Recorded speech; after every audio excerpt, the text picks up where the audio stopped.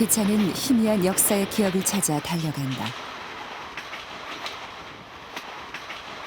항일 투사들이 말달리던 드넓은 만주 벌판. 80년 전 그 기차에 몸을 맡긴다. 격동의 시대, 역사의 어느 페이지에도 남아있지 못한 채 잊혀져가는 어느 여인들의 여정을 따라서. 열차는 20살의 겁없는 여인을 싣고 밤을 새워 달린다. 11살의 시집와 가슴 얼어오는 모든 사연들을 10대에 치른 한 여인의 길이다. 쓰러져가는 한 나라의 숨통을 지켜본 소녀가 이젠 여인의 이름으로 그 나라를 떠나가는 길이다.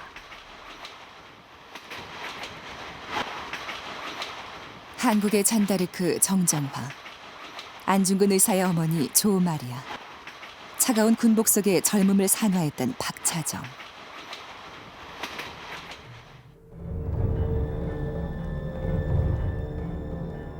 조국 독립의 소망을 가슴에 담고 꽃다운 영혼을 강물 위로 흘려보낸 이들을 만나러 가는 길이다.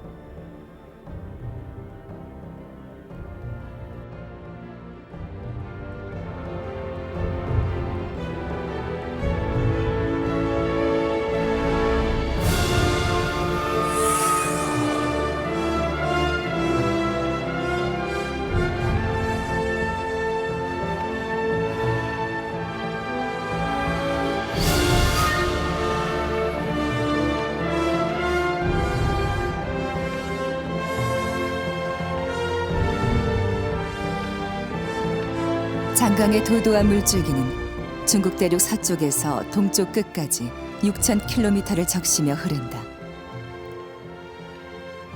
강을 삶의 터전으로 살아가는 사람들. 하지만 낯선 땅을 헤매며 흐르는 강물처럼 정처 없이 떠돌아야 했던 이들에게 삶이란 무엇이었을까? 내가 이른바 망명정부에 몸을 던진 지 어느덧 20해가 흘렀다. 독립운동 자금을 품에 감추고 가슴 조이며 강을 건너던 일, 일본군의 아슬아슬하게 도망치던 일, 그 20년은 쫓겨다닌 20년이었다.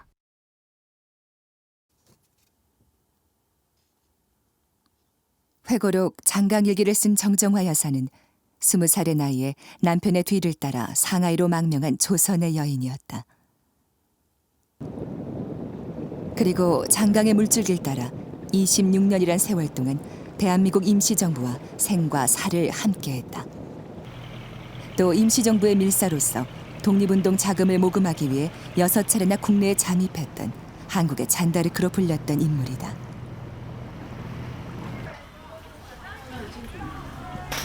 만주 땅과 신의주를 연결하는 중국 동쪽의 변방도시 단둥.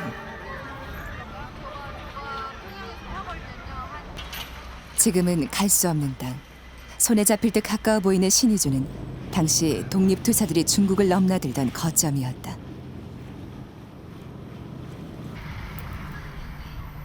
단둥에서 정정화 여사의 자취를 찾을 수 있을까? 일제강점기 이륙양행이란 이름의 무역회사가 있던 건물을 확인했다. 现在它就是应该说这是我们的丹东市健康教育所，主要是主管的健康教育这一方面的。 지금은 단둥시 보건소로 변했지만 당시 이곳은 임시정부의 비밀 아지트였다고 한다. 이곳 2층에 은밀히 마련된 사무실들은 중국과 국내를 연결하는 거점으로 사용됐고 정정화 여사는 이곳에 숨어 지내며 국내로 잠입할 준비를 했다. 중국 대륙과 한반도가 접하는 압록강. 80년 전 뼛속까지 스며드는 추위를 견디며 남몰래 이 강을 건넜던 꽃다운 조선 여인이 있었다. 압록강에 도착한 우리는 신발을 벗어들고 자갈이 넓게 펼쳐진 강변을 따라 맨발로 30리길을 거슬러 올라갔다. 거의 3시간을 걸었을 때 어둠 저편에서 쪽배 하나가 기다리고 있었다. 우리는 압록강을 가로질러 쪽배를 띄웠다. 칠흑 같은 어둠 속 어디선가 외경들이 우리를 노려보고 있는 것만 같았다. 나이 갓 20을 넘긴 정정화 여사는 6번이나 국내에 잠입해 독립자금을 모금한 뒤 이를 치마 속 전대에 숨기고 마음을 졸이며 압록강을 탈출했다. 한 번은 압록강 철교를 걸어서 건너다 일경에 체포돼 서울로 압송되기도 했다.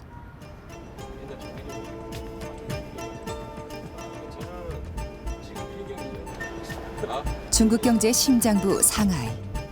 30층 이상 고층 빌딩이 3,000개가 넘는 세계적인 대도시다. 밤이면 휘황찬란하게 빛나는 도시. 수없이 많은 인파 속에 이름 모를 조선의 독립운동가들이 이곳에 뿌린 피와 눈물을 기억하는 이가 있을까. 안녕하십니까. 네, 김양입니다. 장관과 황푸강이 만나는 곳에서 김양 상하이 총영사를 만난다. 그는 백범 김구 선생의 손자이기도 하다. 상해는 대한민국과 역사가 중국 내에선 가장 깊은 도시죠. 어떻게 말하면은 전 세계에 우리 대한민국하고는 가장 역사가 깊다라고 말씀드릴 수가 있습니다. 그 이유는 대한민국의 국호가 최초로 사용된 곳이 바로 이 자리입니다. 대한민국이란 이름으로 임시정부가 수립된 건 1919년. 그 후 26년이란 세월 동안 중국 대륙을 누비는 대장정의 시작이었다. 임시정부 청사가 들어선 곳은 프랑스가 관리하던 치외법권 지역이어서 일본 경찰의 손이 미치지 않는 곳이었다. 나라 잃은 서름 속에 이국 땅에 망명정부를 세운 이들은 삶의 무게보다 무거운 짐을 숙명처럼 지고 살았다. 물론 저로서는 굉장히 감회가 깊고요. 특히 제가 여기 공관장으로 상해 총영사로 발령을 받고 왔을 때만 하더라도 가슴도 뛰고 어깨도 무겁고 또 바로 이 자리가 우리 조상들이 고생한 적 있구나. 그런 마음이 참 걸렸습니다.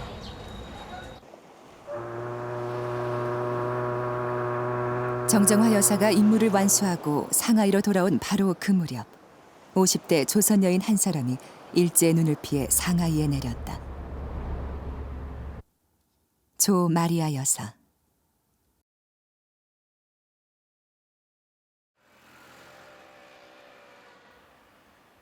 그녀와 그 아들의 이야기는 중국 북쪽 하얼빈역으로 거슬러 올라간다. 1909년 안중근이란 이름의 조선 총련이 기차역으로 들어섰다. 어머니의 편지를 마음에 품고. 아들아, 집안일은 생각지 말고 최후까지 남자스럽게 싸우라. 조선 침략의 원흉인 일제의 초대 통감 이토 히로부미를 태운 열차가 플랫폼으로 들어오고 있었다. 7연발 권총을 우도 속에 숨긴 채 안중근은 플랫폼으로 나갔다. 이토가 9시 여기에 도착한 걸로 돼 있고 할빈 철도국에서 파견한 특별 열차가 일부러 관성자 지금 장촌에 가서 이토를 싣고 오지. 플랫폼에는 환영 인파가 몰려들었다. 러시아 군대와 일본 군대는 받들어 총을 하고 일본인 환영객들은 일장기를 흔들며 만세를 부른다. 열차에서 내린 이토가 각국의 의장대를 사열하며 서서히 플랫폼을 걸어올 때 안중근은 경비 군대 앞으로 뛰어나갔다.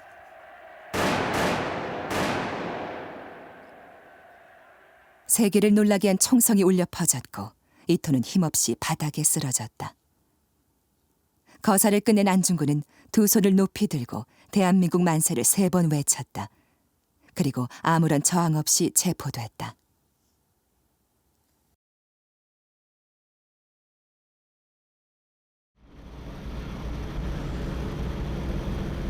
안중근 의사가 갇혔던 리순 감옥으로 가는 길.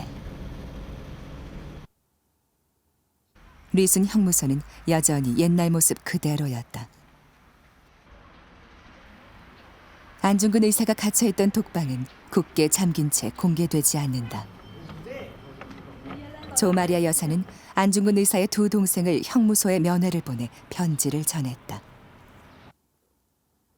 네가 만일 늙은 어미보다 먼저 죽는 것을 불효라 생각한다면 이 어미는 조속거리가 된다.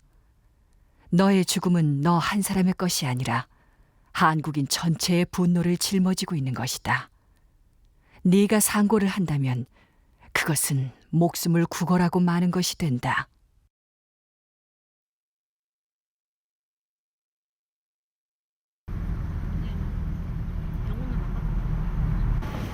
이제 5층에서 고등법원 대법정이 있었어요. 그래서 주크리가 앉아있다가 이제 그 시간이 되면 이제 올라갑니다. 이게 왼쪽은 뭐 그때 당시 말하는 죄수인이 올라오는 계단이고요. 저쪽 옆은 이곳에서 사형이 선고된 안중근은 어머니의 뜻에 따라 상고를 하지 않고 당당하게 죽음을 기다린다. 조마리아는 형장의 아들이 정결하고 떳떳하기를 비는 마음으로 하얀 명주로 손수 수의를 만들어 보냈다.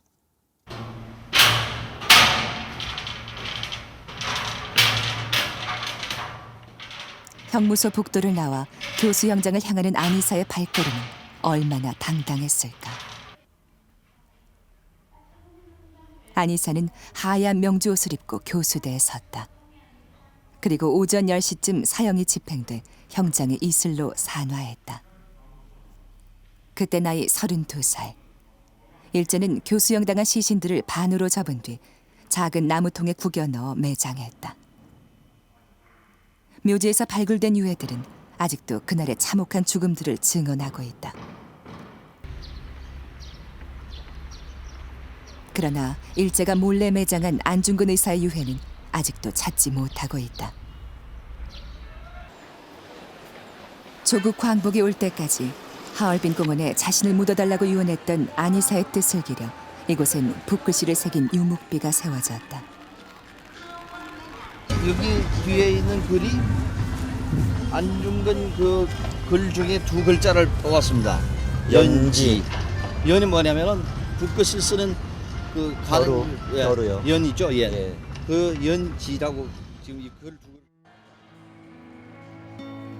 해맑은 저 어린이들은 알고 있을까? 왜 이곳에 조선의 근해가 세워졌는지, 그리고 100년 전 조국을 위해 목숨을 버렸던 조선의 청년과 그 어머니의 저린 가슴을.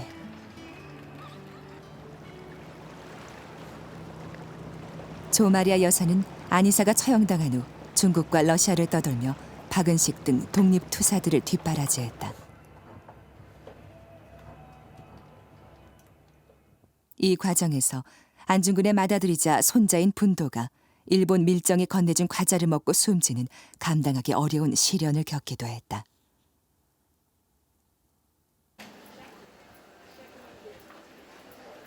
결국 상하이로 망명한 조마리아 여사가 정착한 곳은 번화한 하비로의 뒷골목이었다. 김구 선생 등 여러 독립운동가 가족과 이웃해 살면서 한일 독립운동계의 대모 역할을 했다. 他出生就在这里啊。我妈妈就住在这，我那个外公也住在这里，就韩国人住到这里来住过的呀。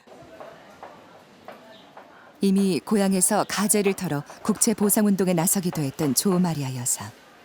하지만 이곳에서는 하루하루 연명하기도 힘든 생활이 기다리고 있었다. 네, 반갑습니다. 정말 반갑습니다. 조마리아 여사의 후손 가운데 한 사람인 조동성 서울대 교수가 이곳에서 어린 시절을 보낸 최희자 여사를 만났다. 조마리아 여사가 살았던 자취를 찾아가는 길. 아직 옛 모습이 남아있는 골목골목마다 금방이라도 누군가 다가와 손을 내밀 것 같다. 이 동네는 아주 똑같습니다. 예. 아, 80년 전하고 예, 지금하고 예, 아주 똑같은 집입니다. 똑같군요. 그 당시에 그 안정근 선생님은 저 1인 대에서 사시고 그 예, 그리고 사모님이랑 그 가족들이 김구 네. 선생님하고 같이 자주 모이실 적에 네. 저희 아버님은 시장에 버려진 배춧잎을 주워다 국을 끓여 먹고 주먹밥으로 끼니를 해결해야 했던 임정 가족들. 조마리아 여사가 살았던 집은 정확한 위치를 찾을 길이 없다. 거리 이름과 번지수가 모두 바뀌었기 때문이다. 자기 나라를 찾고 그 독립국가의 국민이 된다는 게 얼마나 귀중한 거를 우리는 좀 잊을 때가 있는 것 같아요. 사실 다른 나라의 머슴으로 산다. 우리가 이렇게 행복하게 살 수 있겠습니까? 조마리아 여사는 이곳에서 안창호 선생이 조직한 정부경제후원회에서 위원으로 활동하기도 했다. 독립운동가들 사이에 큰 논쟁이 있으면 조마리아 여사에게 와서 타협의 재판을 받고 모두 눈물을 흘리며 사과했다. 내가 평생에 그렇게 위대한 역을은 다시 보지 못했다. 과연 범이 범을 낳았다. 임정의 정신적 지주였던 조마리아 여사는 그러나 상하이로 망명한 지 7년 만인 1927년 조용히 숨을 거두었다. 조마리아 여사의 무덤을 찾아가는 길. 상하이 외곽에 있는 외국인 묘지는 당시 조선의 독립운동가들이 많이 묻혔던 것이다. 다 이름까지 다 있었겠습니다. 아 그래요? 지금 그럼 어디쯤이 되려나? 거기 여기. 어디? 여기요? 예, 여기지. 이곳에 조마리아 여사의 유해가 있진 않을까. 잔디밭 사이로 줄지어 늘어선 위패들. 혹시나 어딘가 위패가 숨어 있지 않을까 하는 마음에 이리저리 헤매본다. 고국으로 유해가 봉안된 박은식 등 일부 애국지사의 위패는 남아 있었다. 위패 자체가 여기까지는 온 거죠. 예. 여기를 독립 지사들이 이쪽을 많이 오셨던 건 사실인 것 같고요. 그 다음에 우리가 계속 보시지 못한 게 말이 좋네.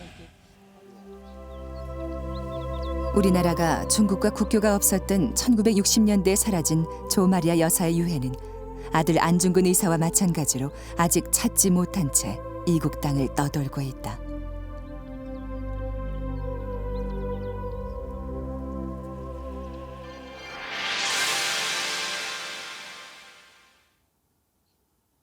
(1932년) 김구 선생과 25살 청년 윤봉길이 비밀리 만나서 찍은 사진들.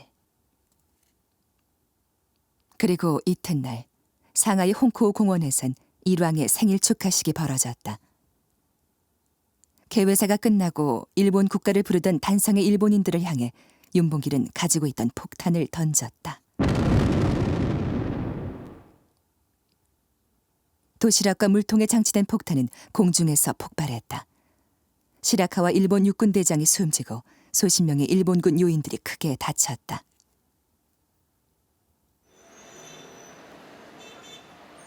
홍코우 공원은 루신 공원으로 이름이 바뀌었지만 지금도 우린 윤봉길 의사의 발자취를 만날 수 있다.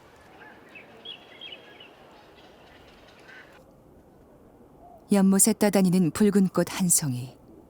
그의 영혼이 아직도 이곳을 지키는 건 아닐까.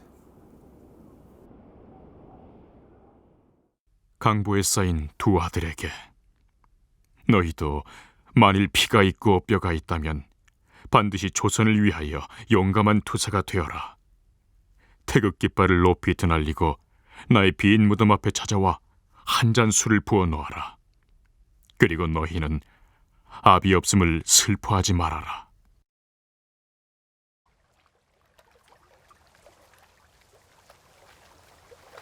윤봉길의 의거는 임시정부가 머나먼 도피길에 올라야 하는 계기가 됐다. 일본 경찰이 임정 요인들에 대한 대대적인 체포작전에 나섰기 때문이다. 驻上海的领事馆的警察部，跟租界反复的交涉，所以在上海租界里面呢，开始就抓捕这个林世成这个领导人，就是他在上海待不出去是一个结果。 상하이 남쪽으로 2시간 거리에 있는 자싱으로 가는 길. 임정의 가족들이 황급히 달아나야 했던 그 비감한 길을 따라 달린다. 대한민국 임시정부의 첫 피난처. 풍광이 좋은 자싱의 호숫가에 도착한 그들은 앞으로 9년이란 세월을 더 유랑 생활을 해야 할 줄을 알았을까. 임시정부 요인들이 숨어 지냈던 자취를 이곳 자치단체가 보존하고 있었다. 让这个上海法学院的上海法学院的院长，就是他这个协助帮助这个金九先生和韩国临时政府的这个主要的官员。 김구 선생이 숨어 지내던 방.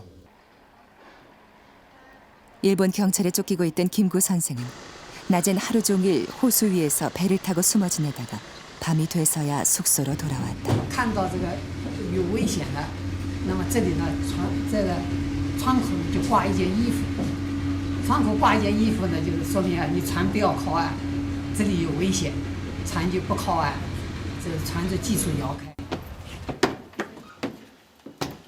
다른 임정 가족들의 숙소는 가까이에 있는 허술한 2층짜리 목조 건물이었다. 정정화 여사 가족이 묵었던 방이 있었다. 언제 외경에 붙잡힐 줄 모른다는 긴장감에 쫓기는 생활. 햇살이 가득히 들어오는 좁은 방 안에서 가족들은 무슨 생각을 하고 있었을까. 정정화 여사는 이곳에서도 임시정부의 안살림을 도맡았다. 임정 요인들 가운데 정정화 여사가 지은 밥을 먹지 않은 사람이 없었고 임시정부의 가재도구는 모두 정정화 여사의 손때가 묻은 것이었다. 나는 거의 매일 백범집에 들러 갓난아들과 환자인 부인을 극진히 돌봤다. 살림이 어려웠으니 환자를 입원시키지도 못했고 갓난아이의 옷도 따로 장만할 여유가 없었다. 내가 헌 옷을 기워 아기 옷을 만들어 입히는 게 고작이었다. 이미 만주를 침략한 일본은 1937년 노구교에서 중국의 공격을 받았다는 빌미로 중일 전쟁을 일으킨다. 파죽지세의 일본군에 밀려 중국 대륙은 순식간에 잔인한 전쟁의 희생양이 됐다. 이미 피난길에 오른 상하이 임시정부는 난징, 창사, 광저우, 포산, 류저우, 치장을 거쳐 충칭까지 5,000킬로에 이르는 대장정을 벌이게 된다.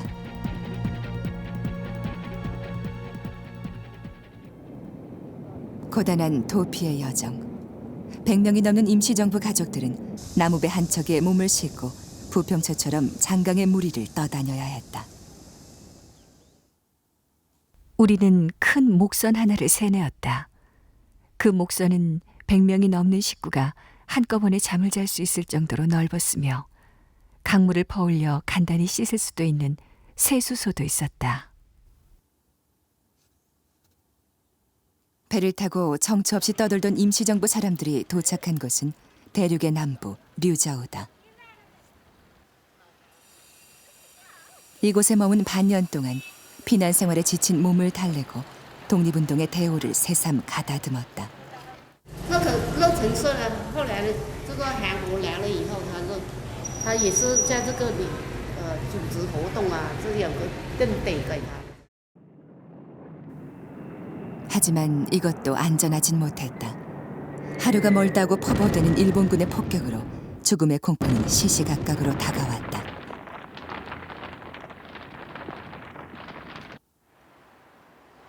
석회암 지역인 류저우에서 산 중턱에 파인 동굴들은 천연 방공호였다. 임정 사람들이 대피하던 방공호는 노래방 시설로 바뀌어 있다.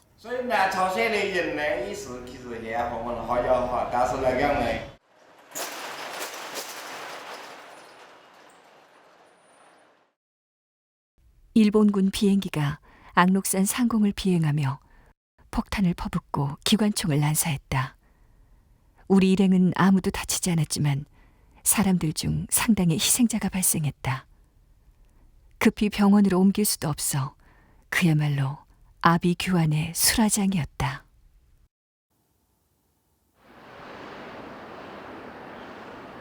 임시정부가 머나먼 여정 끝에 안착한 안개의 도시 충칭.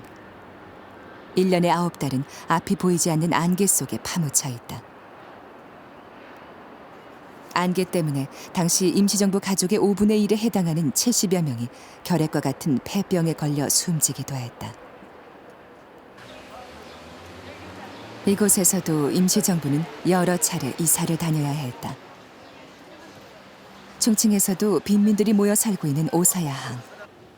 금방이라도 허물어질 것만 같은 위태로운 모습의 낡은 건물. 청사가 임시정부가 중경에서 세 번째로 사용한 청사입니다. 가장 오래 사용했던 청사예요. 그리고 김구 선생님의 백불일지 학원이 여기에서 달고 있습니다. 현대식 고층 건물에 둘러싸여 더욱더 초라해 보이는 집. 他以前啊，这里是办公室，楼上是办公室，这里的旗杆都是在那个楼，好，结果他搬了啊，旗杆都倒了，세월에 맡겨둔 채 쇠락해가는 건물은 그나마 도시 재개발의 힘에 밀려 올해 안에 철거될 예정이라고 한다. 임시정부 가족들은 충칭 도심에서 15km 떨어진 남쪽 투차오 지역에 몰려 살았다. 100여 명의 대식구가 둥지를 틀었던 작은 동네. 정정화 여사가 5년 동안 살던 집은 언덕 위에 있었다. 여기 예, 호박 밭 그쯤이었어요. 이 터가 예. 지금 한 몇 가구 정도 있었던 거예요? 6가구죠. 흙벽으로 쌓은 집은 모두 허물어지고 간신히 일부 잔해가 남아있다. 이곳에서도 정정화 여사는 임정의 맏며느리로서의 역할을 했다. 1943년엔 한국 애국 부인회 훈련부 주임으로 활동하기도 했다. 이곳에서도 살림살이가 궁핍하고 쪼들리기는 마찬가지다. 마을 언저리의 밭에는 상추며 호박 따위의 야채도 심었는데 제법 잘 자랐다. 고구마나 옥수수를 심고 가꿀 때는 바로 고향에 와 있는 듯한 기분이기도 했다.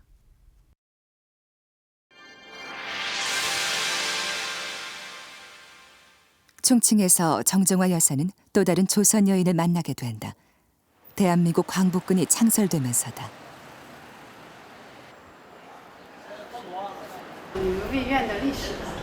我不知道啊，这些问题都不知道。因为建筑以前用作什么来着？你知道吗？不知道，都不知道。 2층으로 올라가면 광복군 총사령부가 사용하던 사무실이 그대로 남아있다. 광복군은 노선에 따라 분열돼 있던 임시정부가 하나로 뭉친 결과였다. 자풀이 무성하게 자라는 앞대. 광복군의 연병장이었다. 훈련에 열중하던 그들의 함성이 울려 퍼졌을 것이다. 광복군에 합류한 조선의용대에 박차장 여사가 있었다. 1930년 중국 베이징으로 망명 의열단에 가입했고 한커우 만국분여대회에 한국 대표로 참가하기도 했던 박차정은 조선의용대의 여성 복무단장이었다.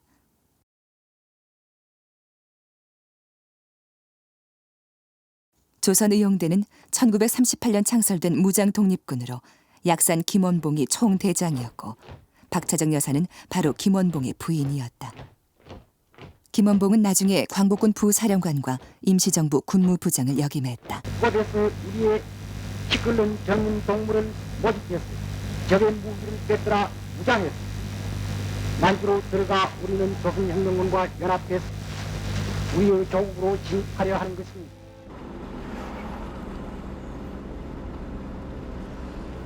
중국 대륙에서도 한복판에 자리 잡은 산시성. 조선의용대의 발자취를 찾아 나선 길. 깎아지른 듯한 험준한 산맥이 앞을 가로막는다. 타이항산. 산시성과 허베이성을 가르며 남북으로 뻗은 산맥이다. 조선의용대가 주둔해 중국 팔로군과 함께 일본군의 항전을 벌인 곳이다. 타이항산 기슭에 있는 산골 오지 운두저 마을.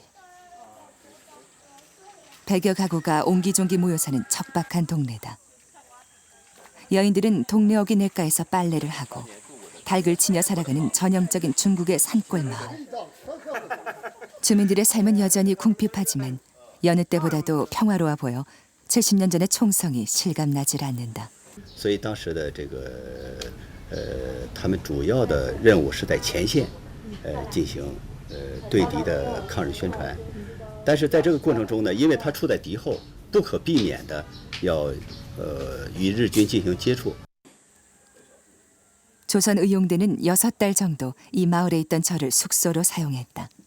听说是光是抗日战争的时候，务厅司令这是个司令部，应就跟这大日本啊。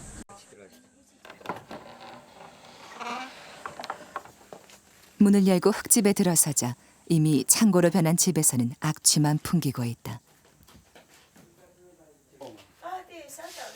옆방에선 점심때를 앞두고 여인들이 둘러앉아 만두를 빚는다. 먹을 것이 없었던 70년 전 조선 젊은이들은 산기슭에서 황무지를 개간해 옥수수나 감자를 주로 먹었다고 한다. 낯선 땅, 외진 산골 마을에서 조선 젊은이들의 채취가 남아있는 곳이 있을까? 주민들을 따라간 마을 입구의 2층 누각. 지금은 알아볼 수는 없지만 한글로 쓰여진 글자들이 벽면에 암호처럼 나타났다.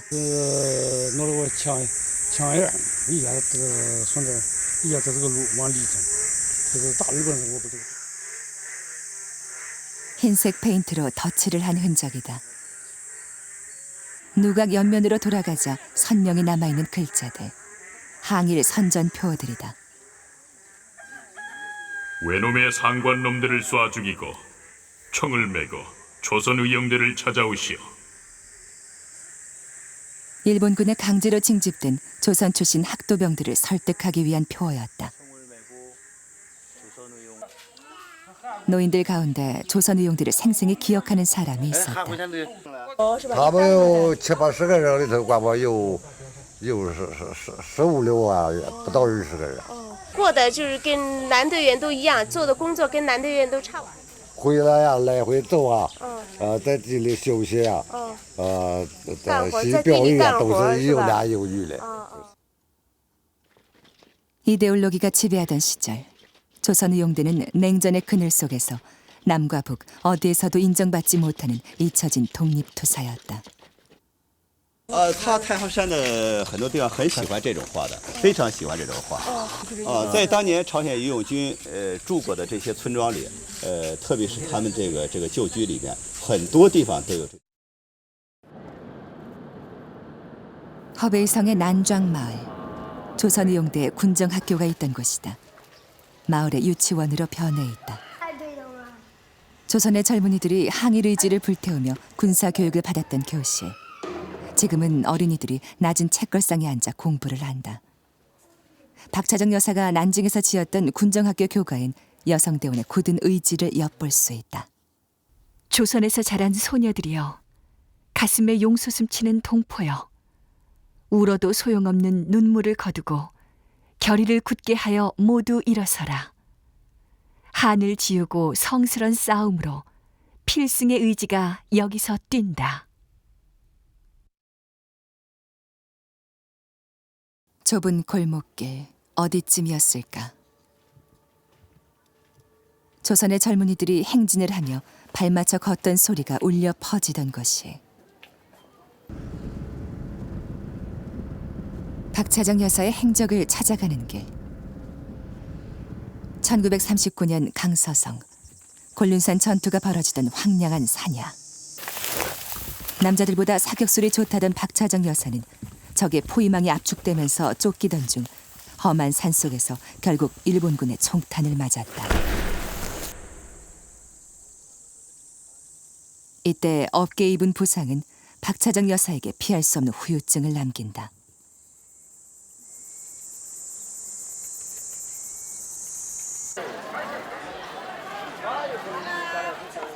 충칭 남부 지역의 중심인 대불단.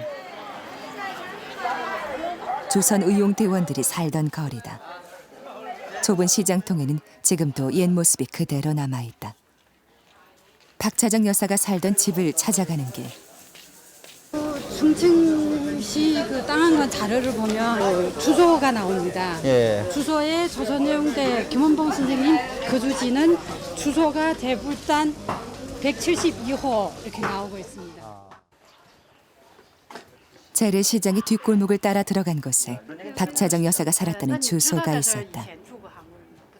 한의사인 저우팡화 씨 부부가 살고 있다.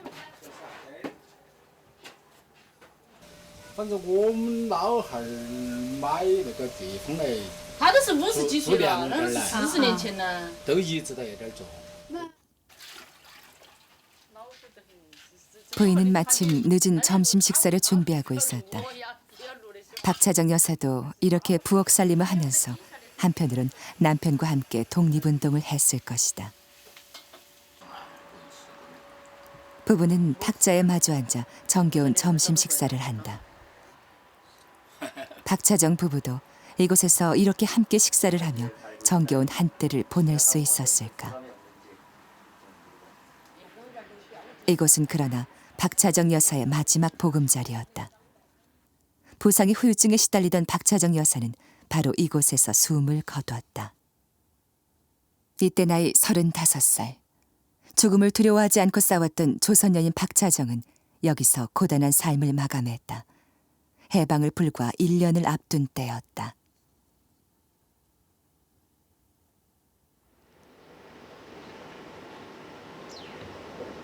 그녀의 시신은 가까운 화상산에 있는 조선인 공동묘지에 묻혔다. 다른 수십 명의 독립운동가들이 안장된 곳이었다. 다 여기 화상산 일대에 산소를 두었습니다. 그래서 한 수십 명이 여기 그 산소가 여기 남아 있습니다. 그러나 커다란 산은 어느새 비바람에 깎여나가 묘지들이 있던 자리를 찾을 길이 없고 언덕엔 쓰레기가 쌓여간다.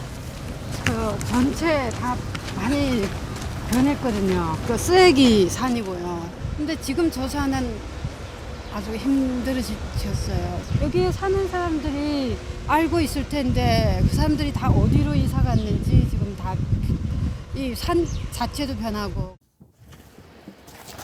송병조 선생 등 유해가 봉안되지 않은 독립투사들의 무덤은 모두 빗물에 씻겨나가고 모진 세월의 바람을 따라 사라졌다. 하루 종일 쓰레기 태우는 검은 연기가 하늘을 난다. 우거진 잡풀들은 무심한 세월을 나무라는 것일까. 산소를 둔 다음에 여기에 들국화 씨를 뿌렸습니다. 조선 사람들이 여기에 묻었기 때문에 여기에 사는 백성들이 그 노란 꽃을 조선화라고 불렀습니다. 제가 볼 때는 조선 사람, 한국 사람이 여기에서 살다가 조국의 독립을 위해서 혼을 여기다 남겼고요. 그 완강한 그런 생명력을 상징하지 않을까. 해마다 5월이 되면 화상산의 잡풀들 사이로 흐드러지게 피는 들꽃들. 조국으로 돌아가지 못하는 영혼들은 그렇게 노랗게 피어나는 것일까.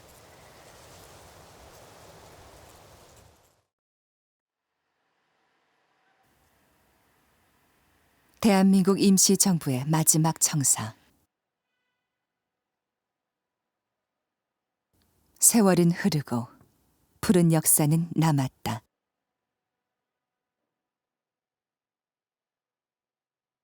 임시정부가 마지막까지 내걸었던 태극기. 헝겊을 잘라 한 땀 한 땀 바늘로 기워 만든 태극기는 누구의 정성이었을까.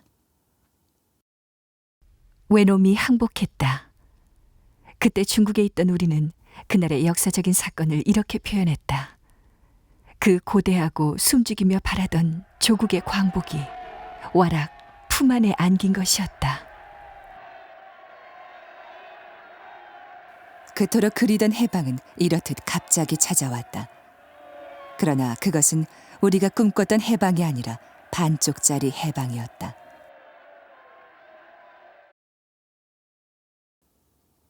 해방을 맞아 고국으로 돌아가는 이들의 마지막 사진을 기억한다.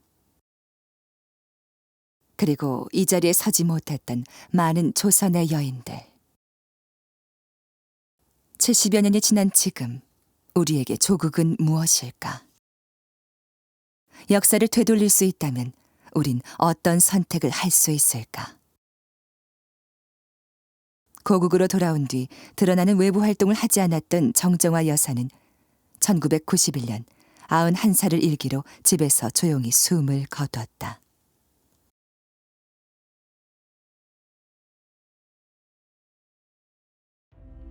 주권 회복을 이룬 지금 나는 제 한 몸을 불살랐으나 결국 얻지 못한 채 중원에 묻힌 수많은 영혼들을 생각한다.